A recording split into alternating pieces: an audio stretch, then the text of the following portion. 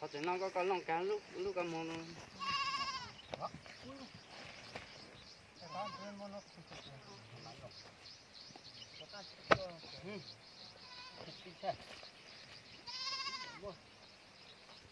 có còn chết được không?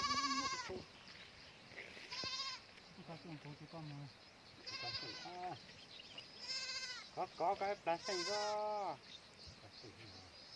Đây cái tôi có càng là.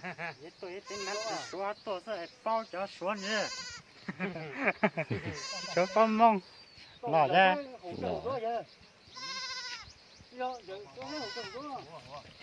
Nó dao rõ.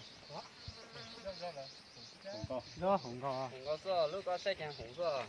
Chỉ thấy nó ra có chút tiền nhung. Dao để lúc ăn tay đấy.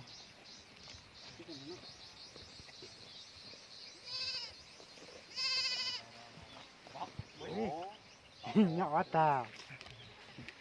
Nghe đi nó cắt gì nhá. Con mày nó mất rồi có sao to từ cha rồi. Cái rồi có cái lá một cái nó bị không lỏ hả?